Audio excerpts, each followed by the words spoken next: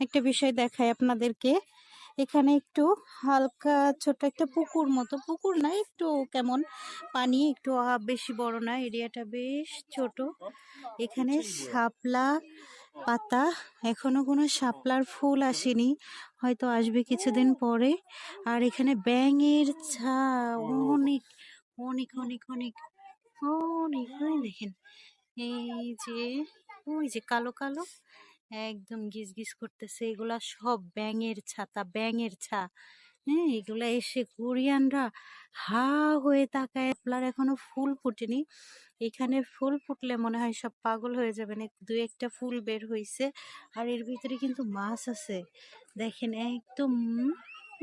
যে ওখানে ওই যে যে মাছ দেখছেন, এখানে মাছ কিলবিল কিলবিল করতেছে, মাছ প্লাস ব্যাং, মানে এক ঝাঁক ব্যাং।